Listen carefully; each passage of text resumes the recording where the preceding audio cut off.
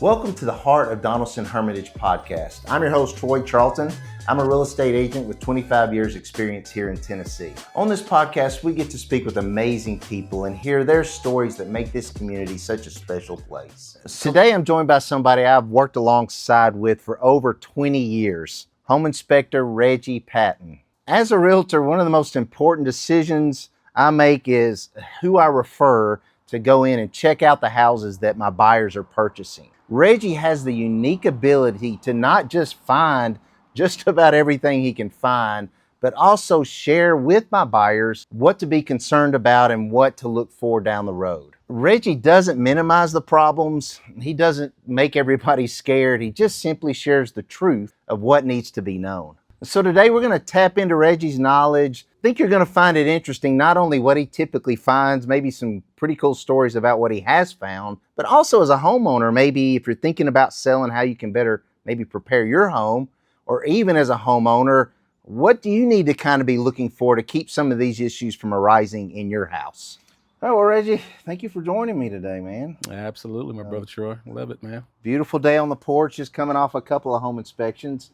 And I was trying to do some math. So Reggie's been doing home inspections just as long as I've been selling real estate. We go way back. And I just kind of mathing it out, man. If you do 2 a day, and I know you don't do 2 every day, but I mean, you 7 to 10 a week? At minimum, yeah, when we're busy. Yes, sir. Absolutely. Jeez, so that's 40 a month. That's what, 500 a year? Most of the time, it's probably a little bit more than that because, we end up doing sprinkling in re-inspections, Gotcha. sprinkling in third inspections sometimes. So, I think 1 year, my most I did was like 650 inspections in a year. So times 20. He's been under your house, I bet. A lot of them. And that's awesome. So I really wanted to do this because, man, I think about from a lot of places that can benefit, not just as people watch this, if they're a home buyer or a home seller or even they own a home. I think you bring a knowledge. I know to me, when I sit through an inspection, to where you learn about your house. It's one of the largest investments we make. Absolutely. And so some of them are taken care of and some aren't. So I want to hear some stories, want to kind of get some tidbits here in that regard. But when you do your home inspections, and let's just kind of start there, you kind of have a pattern, I guess, of how you run through the house and checklist, because I always say this, I'm not saying you don't ever miss anything, because I know you do. We do. But you don't miss much, because I've never had a buyer at the end of your inspection say, I don't know, I didn't feel like I got my money's worth. They honestly say, man, like, wow. So what's your pattern? What's the path look? How do you do that? Well, you learn from experiences and the times where you don't find everything. So that's first and foremost. But most of the time, it's just about just kind of examining the house. And this is one of the things that when I'm doing my home buyers classes that I try to tell my clients, or the future clients, and also the realtors. It's like, okay, you get so focused on, especially as a new home buyer, you look at the pictures online and everything. Most of the time, they give you a few pictures of the outside of the house. But for the most part, everybody's so anxious to get inside that house and look at the kitchen, look at the granite, look at that bonus room or the man cave or whatever. But I always warn my clients to say, before you even step inside of that house, just take a little quick trip around the exterior of the house. Look at the topography around the house. There are a lot of trees. Do you want to clean gutters all the time, or you want to buy a house on, I always kid people. It's like, everybody wants to have the house on the hill with the trees, but it's like, do you really want to have the house on the hill where water's going to be coming through your crawl space all the time, or have to get up and clean gutters 2 or 3 times a year, or, have to do, get a house that's got wood siding or something like that, where you got to do a lot of maintenance. So you try to educate people on the front end, because a lot of times, as being a home inspector, a lot of people just move into their houses and they think, I'm just going to live here. I'm not going to worry about maintenance. But as far as my pattern, it's typically, it starts from the time I'm on the street driving up to the house. If I'm looking at the house, there's a lot of telltale signs. Like, again, if I was driving up to this house, I'm looking at all these trees. I'm thinking, okay, the gutters are probably going to be clogged. There may be some issues with maybe foundation or drainage issues underneath the crawl space. So my mind's already working on, okay, what's this crawl space going to look like? And then you just kind of look at how the house is built. Okay, has it got exterior siding? Does it have brick? So am I going to be looking for cracks in brick? Am I going to be looking for loosened vinyl? And then you kind of just pattern things that way. But typically I'm going to start on the exterior, walking around the exterior maybe once, twice, just trying to get a gauge of any systems that are failing, i.e. most of the time, probably 50% of the time, gutters are a big issue, as you know. And that's one of those issues that, with some regular maintenance, it can prevent big problems, but if it's not maintained, then it can cause big problems. But you're looking at all those type of things on the exterior, window systems, how much vegetation is around the house, looking at soffits and things like that for pest intrusion. So yeah, you have to have a pretty critical eye, just walking around the exterior. Then once we get inside, then we just, again, first place I'll typically go is in the kitchen, start appliances, looking under sink counters, making sure all of the kitchen equipment is working. And then you just kind of start working room to room. Obviously checking light switches, checking ceilings, seeing if there's any moisture stains, checking for leaks, things like that. It's a pretty, it's pretty extensive list. You get, like I say, I generally have a pattern. If you're looking at my pictures, which you've looked at probably hundreds of times, it'll typically, you'll start on the exterior and then you'll see my kitchen pictures, and then you'll start to see a dining room and then bedrooms and so on and so forth. And we generally end up in the crawl space at the end of it, or wherever the foundation is. So we have if you have a pattern, it helps you kind of stay in control. Sometimes if you get a little bit out of whack, like this week, I'm training guys, so I've been pulled away from my pattern, which is a little uncomfortable, but it's helpful too, because I get to know what my guys that I'm training are doing. But you have to have a routine, in my opinion, to be consistent with your clients, for sure. Yeah. I think kind of knowing that as a home buyer, to say, okay, there's somebody that is walking my house with a different set of eyes than the buyer typically does. It's an emotional decision, emotional purchase.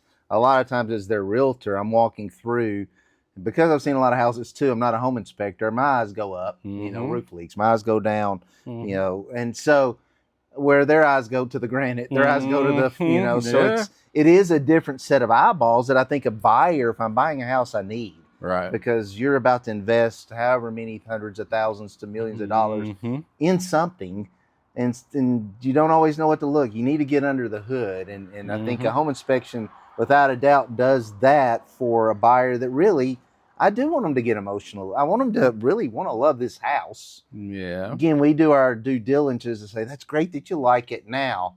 The next step is that home inspector, and Reggie's the man to come do that, because that's what you do and do well. So I've always appreciated the way in which not only you do the inspection, but present the inspection and share with the buyer that, yes, this is a concern. Some inspectors don't like to say that because they're worried. They're going to kill the emotional side of it. But sometimes that emotional side needs to be put in check to now, we're at that point to where this is a financial decision. It's not just an emotional. And I think that's where you come in big on that and do so well.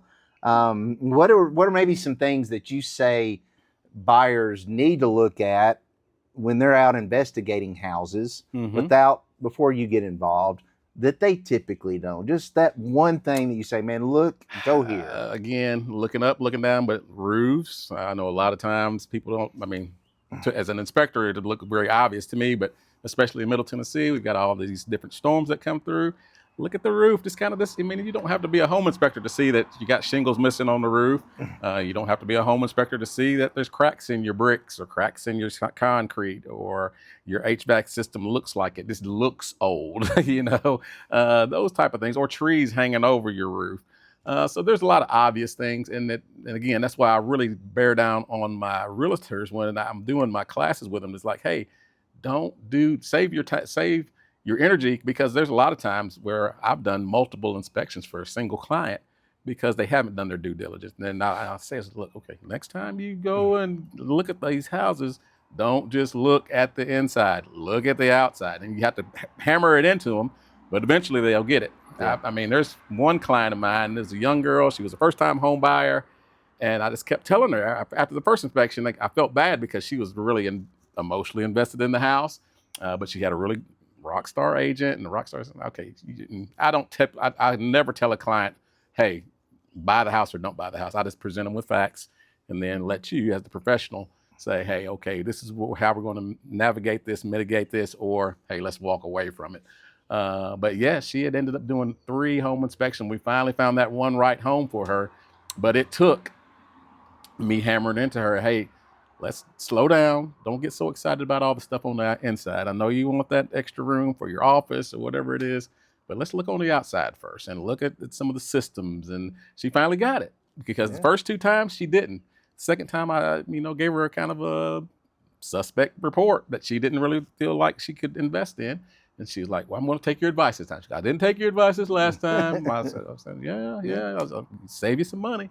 But yeah, that's the number one thing. Just getting acclimated to getting out as a realtor and making sure that you're walking through them. And I know you do this with your clients a lot, and you're presenting them with, hey, this may come up in the inspection report. And that's another thing that I preach to the realtors, is that, hey, don't assume that everything's going to go perfect with this home inspection. Mentally prepare your client. If you're selling or buying a house that's built in the 50s, hey, we may come back with some things like lead-based paint or asbestos or these things. I just literally finished up an inspection today, and they were buying a house that was built in the 50s, and the realtor had already prepared them. He's like, just be prepared. There may be some systems in the home that are antiquated or, not up to modern code. So as I was reviewing things with them, and I was telling them, yeah, we did find lead-based paint. Yes, we did find asbestos. Well, hey, our realtor already kind of warned us that we might find these things. And it totally took the whole air out of the, oh my God, we've got asbestos. Oh my God, what do we got? So, mentally preparing them for those type of things is very helpful, in my opinion. Yeah, I think I hear educating. It's like we make better decisions when we're educated. And I think that's part of the whole process is education. And so from the very beginning, how are we educating the buyer to understand what they're buying, what they're considering, so that they make that informed decision. Right. You're the big part of, like, I tell people when they sit down and they're signing that big stack of paper at closing, that they're confident I'm buying something that I really want. It's a good house. The inspection's a key part of that. Yes, because it is. It's Absolutely. the knowledge of what am I buying. Yeah.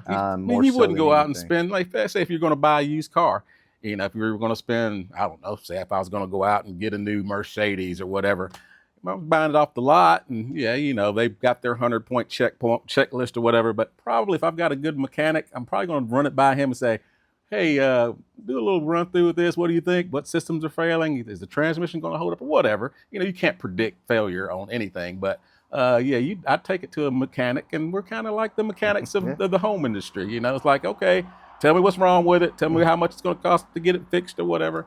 So that's part of my job that I enjoy doing.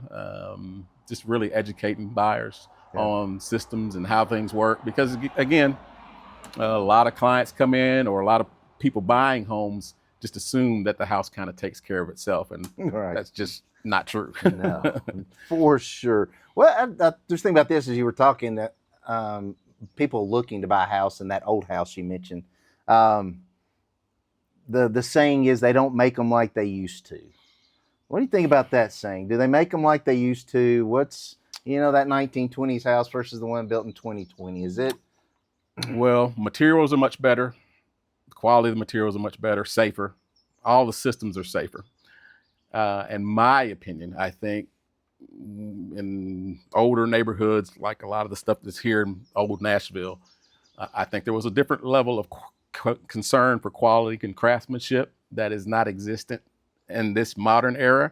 I think their builders and the big companies come in, and they're wanting to put these homes up so quick, get them up, get them sold. Let's move on to the next spot. So I think, in my opinion, yes, there is some truth to the older homes are better built. Now, the quality of the materials, in some instances, yes, some of the old wood, I've heard from builders and contractors that, some of the old wood is a little bit better, but most 99.9% of the other materials that we're using nowadays are much better, more efficient, more energy efficient, more just better quality. But again, it's all about the construction practices. It's unfortunate that we need home inspectors out there now, and that's probably a big reason why the home inspection industry has taken off, is because of the quality of the construction these days. I can't tell you how many times people just assume that they don't need an inspection on a new home, And then all of a sudden that 1-year warranty runs out and they're like, well, we didn't get an inspection on it at first because we didn't feel like we needed it because it's a brand new home. Well, yeah, it's a brand new home with all new things, but how was it installed? How was it crafted when they built it? And then when we come in and do those 1-year warranty inspections and they realize I'm giving them a 30-page list of these are the things that weren't done on that initial construction that that they neglected to do or whatever, it's shocking to people. So yeah, I think homes were built, and again, times are much different now. When people were building homes in the 60s and 70s, you probably knew the guy, maybe gone to church with him. There was a little bit more accountability. If Bill, the builder that you grew up with, played baseball with, or whatever, is coming out there to build your house, you had a pretty good understanding that he had a good reputation because, in small towns like Antioch used to be, or Nashville used to be, he knew everybody and he knew who was a good builder, who wasn't, but now you don't even know who's building your homes. I mean, you got the name of the big builder or the big contractor, but the people who are building it, they may be here for a week or a month, and then they're on to the next city or town or whatever building stuff. So I think that's probably the caveat. Materials are better. Construction practices probably not so much. Yeah. So potentially they could be better. You get a quality builder with the quality materials, you can really build a good house. And there are some handful of great builders out here, and most of them are local. I would say most of the local builders that are still building are pretty good guys. But yeah, a lot of these big corporate entities, it's hit or miss most of the time, in my opinion, in my experiences. And so when you do the home inspection, I always enjoy, like I said, sitting there. So the way Reggie operates at the end of the inspector, we try to get the buyer there to go through, to see the pictures, to walk the spots if we need to. And then afterwards, we get a full blown out report with narratives and very detailed. And I always tell people it's, we're going to at that point kind of talk with the seller, see what needs to be addressed and work through all of that. But it's also a good checklist. Like it's a very good thing to now, because the age of your air conditioning units, manufacturers of different things, and really always tell them to visit that at least once a year. When it comes time, if there's room at the end of your honey-do list to add a few things, go to that inspection report and say, all right, Reggie said this was an area that we need to kind of just be watching and watch it and fix it. I have, and on that note, I can't tell you how many clients that I've done home inspections for 5-10 years later will call me and say, hey, you brought this up in our inspection report. It's about that time for us to change out this system or that system. Who do you recommend? Or what do you think? Do you think you need to come back out here and check that? We had it addressed, when you pointed it out to us in the inspection, but we haven't been under our crawl space in years. We feel like maybe there's something going on underneath. So yeah, it's very educational for our clients. And yeah, it informs them about what's going on in the house. If you got systems, especially, systems aren't cheap to replace. You used to be able to replace a water heater for $600. Now it's double that, triple that, potentially. So you want to know how it's performing. You want to know what you need to do to maintain it. It becomes a tool that you can use. And again, if you have to refer to it, if you call in a HVAC contractor, what's the age of your unit? Well, you can go back to that report and say, hey, it was manufactured in such and such date, such and such time. What kind of system is it? Is it gas? Is it electric? Oh, it says right here it's gas or electric. So yeah, you can get a lot. You can use that report for a lot more than just negotiating. You can absolutely use it for just kind of maintenance of your house, knowing how the systems are working and what you have in the home, all those type of things, where your shutoff valves are. I had a situation where a girl was flustered. Something had happened. She couldn't figure out where her shutoff valve was. And I was like, did you look, where's your report at? She's like, I don't have it. So I literally had to get on my computer and look up her report. And I was like, okay, go downstairs to your basement. This is where it's at.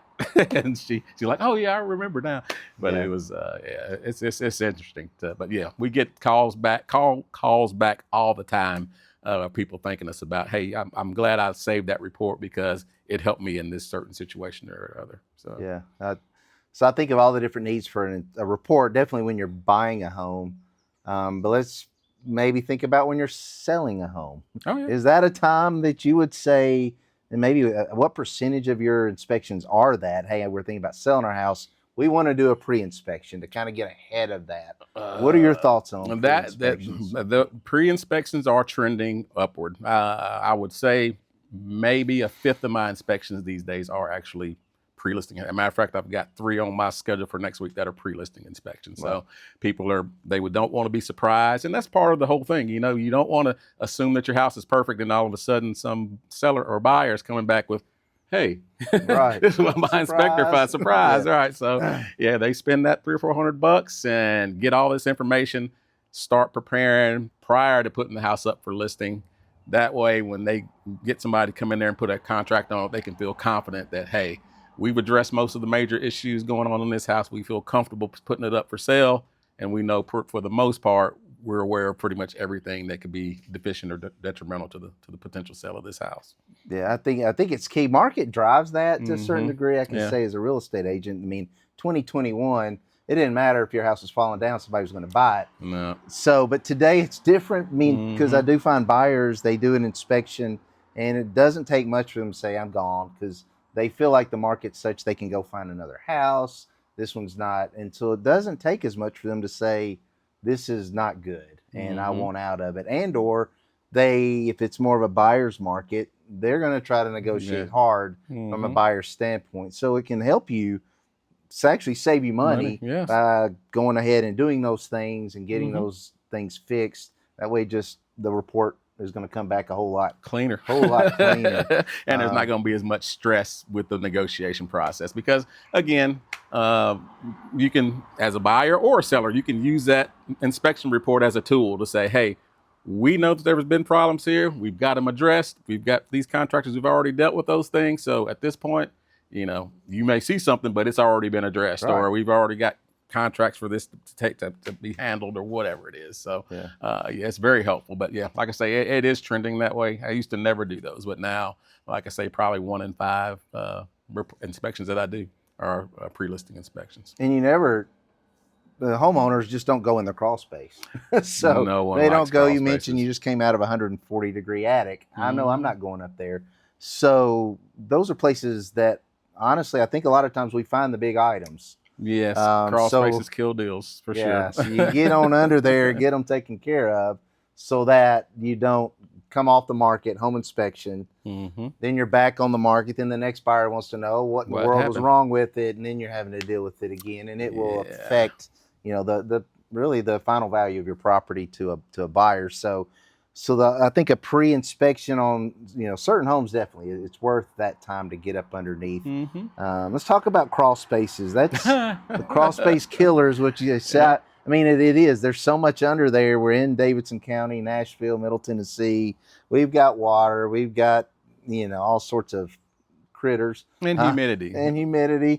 What's common, I guess, trends that you see inside a crawl space that you say, okay, here is a couple things to really consider so that these issues don't happen. First of all, the issues, and then let's see some remedies. Well, symptomatics is always the gutters and the grade.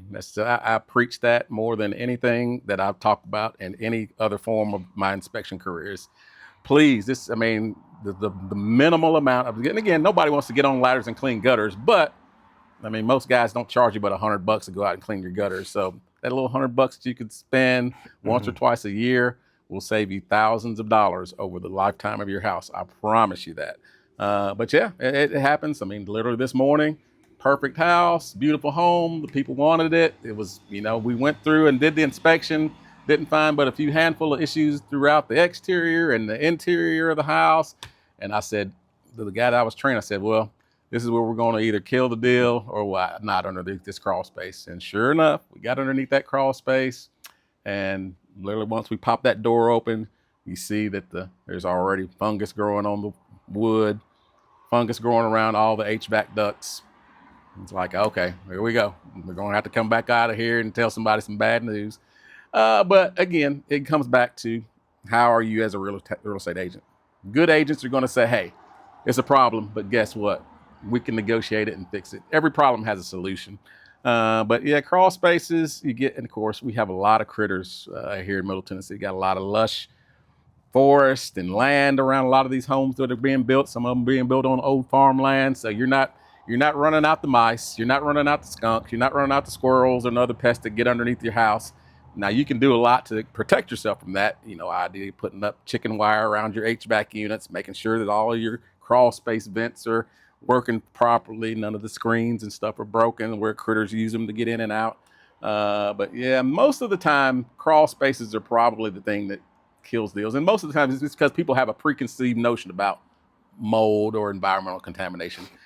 The M word, and we can't even say that as home inspectors. We can't even call it mold, even if we know it is mold. But that's probably the number one thing, in my opinion, that people will just run from. It's like, okay, I'm not buying a house with mold. Yeah. But it's, a dime a dozen, probably 75% of the houses that we get in have some form of microbial growth on them somewhere in the house. It can be treated, it can be dealt with. We do testing, obviously. But yeah, that's probably the biggest thing. And it's not just from the moisture from the ground. A lot of times it's neglected plumbing leaks. If you got a toilet that's rocking and it's been rocking for 5 years, well, you know what? There's going to be something going on. There's going to be something going on underneath there. That subfloor is probably going to be rotted out. Or you could have a leak that you not even aware of. There could be I've gotten under many homes and there's just water shooting everywhere, and it's like nobody realized that your water bill was probably 2 or 3 times what it should be, and you get the whole floor covered with water and mold. So yeah, that's probably the biggest thing. And again, critters, they get underneath houses and can cause major damage, tearing insulation up, eating on wires, those type of things. So yeah, the unseen stuff that people just nobody wants to get under a crawl space. It's not a nice place. It's not. I don't recommend it, but you need to have somebody to get under it for you at some point and just kind of make sure that, hey, everything's okay. But yeah, crawl spaces are probably the biggest deal killers of everything that I do. Yeah, I think of the movie Elf. When Will Ferrell ran across that, and what was it? Wasn't a raccoon? Was it a raccoon? Yeah, I think it was. And they gave him a big hug. Yeah. I'm guessing, have you ever done that and gotten under a crawl space? I'm sure you've seen animals. Anything just kind of jump up on you didn't expect? Oh, man, yeah, all the time. That's why I carry my machete. There you go. I've seen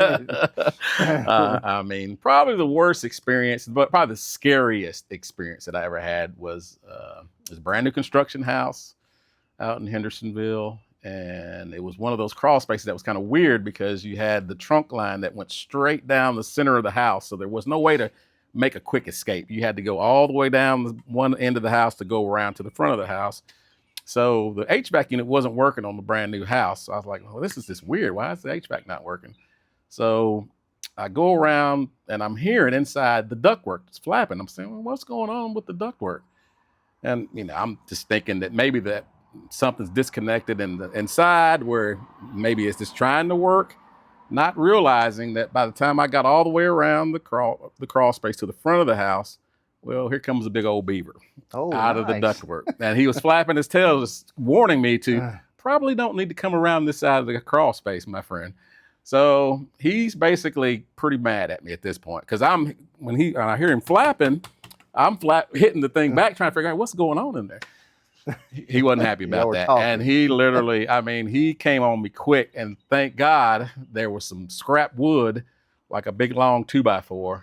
It was in the right, and I couldn't turn around. I was basically having to back my way out, trying to hit. And it was one of those and it's like a three blocker too. Oh, so wow. I thought for sure that I was probably not going to make it out of that crawl space without taking some injury, but managed to fight him off. And I think just having that wood there probably entertained him a little bit, I guess, because beavers are attracted to wood. So he's probably like, oh, okay, I'll eat on this piece of wood instead of attacking this guy. But yeah, and then I actually, I've got so many stories as far as critters under crawl spaces, but probably the other one is literally right around the corner from where we're sitting on this porch, crawling under a crawl space to get to the other side.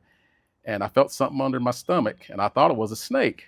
But by the time I got under the trunk line and I looked, and there was a mama skunk waiting down in the corner with her tail up, ready to spray me.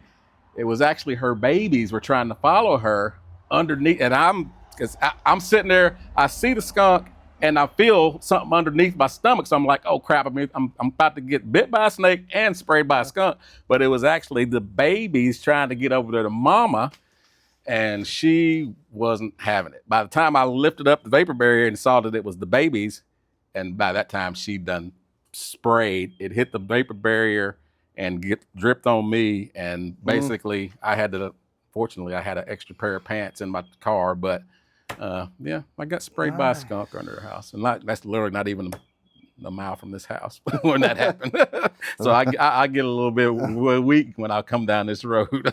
Man, that's why I've got my real estate license and not my home inspector's license. That's crazy. Yeah, that's crazy. All right, some real quick kind of home ownership. Let's talk to the homeowner, because one of the things I'd love for somebody to get out of this talk today is like, okay, I don't, USS, there's a lot of foundation companies that have made a lot of money out of water, and things like that. So some some maintenance items, checklist of things. Do this take care of these things. It's going to, one, keep your house ready when you get ready to sell it. Also keep you from having to spend a lot of money on major problems. What are maybe 3, 4, 5 things that you can think of? Okay, annually do these things. It's critical to the gutters, drainage, just making sure that your downspouts are kind of extended away from your house. I know, as I like to do it, and we all love to have our flower beds, but being real cautious about how many flower beds that you have and putting up the retainer fixtures around your mulch beds, because that tends to trap water. Yeah, I mean, those are really the two biggest things as far as structural, because gutters and just not having things graded out. Go around, walk around your house, look for low spots where the dirt or the grade is sloping back towards the house. Typically, you'll be able to see indicators of that, especially if you have a masonry foundation, because you'll see like little green streaks or green algae build up around the foundation. That's the area where water is kind of getting trapped. Extending your HVAC unit. If you have a split unit, most of the time those pipes come off, making sure those are in good connections and water's draining away. And then probably the other thing is just caulking. Go to Home Depot, maybe in the fall, get some caulk, get around the exterior of your house, caulk up cracks in concrete, cracks around windows or doors or entryways. Those are the things that typically are going to contribute to structural foundational issues that can be solved by $5 worth of caulking, or just getting some dirt and moving it in a certain direction, or again getting somebody up there to clean those gutters out. It's just very simple, not expensive, but a lot of times we get so enamored with just the superficial stuff that we don't even think about the maintenance on gutters or grades or trimming trees back away from your house. I know a lot of people in Nashville that I wrote reports for over the years that lived in East Nashville. I said, recommended getting those trees trimmed off of your electrical lines. Yeah. They were regretting that they didn't get those trees trimmed off their electrical lines. Did they call you and say, oops? They didn't. But I actually talked to I was actually, because my girlfriend lives in Donelson and she don't have her trees trimmed, but there was a lady that we were in, I guess, Kroger or Publix or somewhere, and she said, hey, you did my inspection for me, and guess what? You know what? You told me to trim those trees back, and guess what? The trees fell on my house, and I don't have power, so we're up here trying to get it. So I was like, yeah, that's the reason I put that in the report. Right. But yeah, I would say, now when I hear you say that, a good investment as a homeowner is a rain suit. So when it rains and it's rained a lot and real hard, go outside, see where the water's going. Yeah. Check, are we flowing over the gutters? Is it coming out of the gutters? Then where's it going? Is it going away from the house? Yeah. I mean, I kind of live on my lot kind of ebbs and flows in different ways, that when it rains hard, I mean, rivers form. Yeah, where does that river go? And just to make sure, because that's what gets under the foundation, gets in the crawl space, that causes the bigger issues, and water is not good. And and of course we live in an area where we've got a lot of calcium and lime deposits in our ground, and a lot of the dirt is really not dirt, it's clay. So that stuff tends to seize up when it's hot, like now, when it's 100 degrees outside, it gets hard as concrete, and then when it rains, it gets like clay, and it gets really soft. So your house is under a lot of stress all of the time, and especially in the summertime when it gets 100 degrees for 2 or 3 weeks, and then you get a whole week of rain. So that house is just kind of moving back and forth. So yeah, getting out and looking around the house. If you start to see a small crack in your brick or masonry, may not be a big deal, but stay on top of it. Understand that, hey, my house is moving.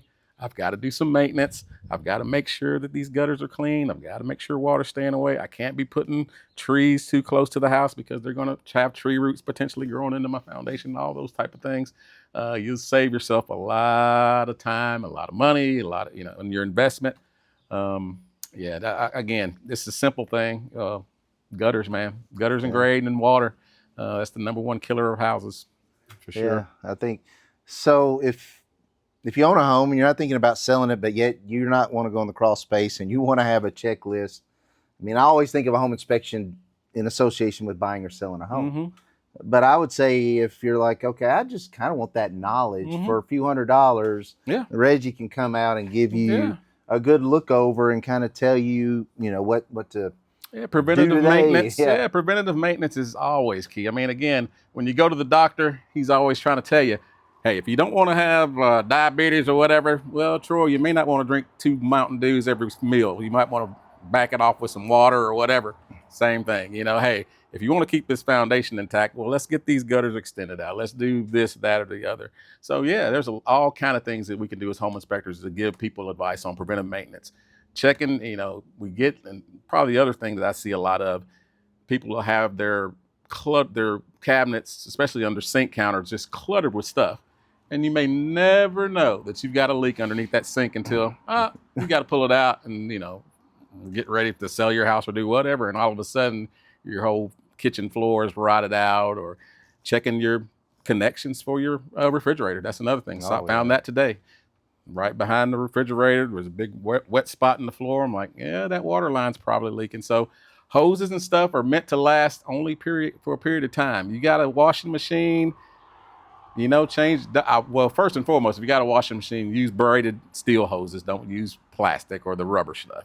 But check those things out. Again, I can't tell you how many times I go into laundry rooms or kitchens, and as a home inspector, it's obvious to me, but it's like people are just oblivious to the things that are going on in their home. You may open up that washing machine every single day, and you don't realize that valve is leaking. It's leaking down the wall in the back of the dryer and washing machine, and you got mold growing on the walls, and the subfloor is all rotted out.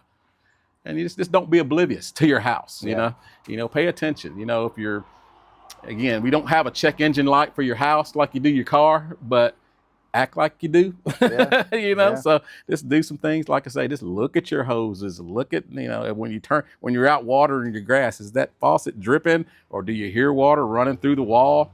Just little stuff like that. Just being aware. I think a lot of times people aren't aware of what's going on in their houses. I think that's probably the biggest thing I see. And then when they get a report from me, it's like, I had no idea. I had no idea. Right. Like, yeah, well, and you didn't. Yeah, but I'm bringing it to your attention. Now it's going to cost you. So, man, so much there, Reggie. And I mean, honestly, as a friend and someone we worked together for years, it's just a pleasure to, again, I hope you don't retire before I do, because to find somebody else that can do and deliver and just be as informative as you are, it's just such a plus. I know my buyers, as they see this, they're going to echo that same thing. And so it's just been a pleasure just to kind of work alongside of you and the professionalism. You as well, man. It just adds so much value to what we all do. And so I appreciate that. We're going to put Reggie's information in the show notes. Wherever you watch this, you should be able to get a hold of him and order your inspection if you are definitely concerned. After watching this video, he can come out and play with the skunks in your crawl space and have all the fun for you. But again, Reggie, thank you so much for doing this with me. Brother Troy, man, I love you, brother. It's always good to sit down and chat with you. I mean, we've been doing this a long time, and I can say this. As far as real estate agents and people that really enjoy their craft, I know that you do that, and it's evident in the people that you bring to me to do inspections for. But yeah, this always being on the front end of educating your clients, educating buyers. That's the number one thing we can do as real estate professionals, whether it be on your side, we're being an agent, or on my side as an inspector. We want to educate the public. I don't enjoy giving people bad inspections or giving people bad reports or whatever, but it's necessary. I mean, again, yeah, this is one of the biggest investments that they're going to make in their lifetime outside of their retirement or maybe their children's college fund or something like that. So we have to treat it with a certain level of seriousness and respect for their money and time and their investment in it. So I know that you're one of the people who really take that seriously as part of your job responsibility, and so do I. And I think that's why we kind of get along and jive together over the years, and because we're both working for the same thing, working to make sure that your clients have the best experience they can possibly have, and once they're in that house, that they're not calling me or you back saying, "Hey, this house that I bought, man, it's a lemon." Yeah. Yeah. We're going to try to give them as much information as possible to make an educated decision how to proceed. So I appreciate your faith in me to do the best job for your clients and presenting that to them. And hopefully we can have a few more years together, man. All right. Sounds good. I appreciate you. Yes, sir.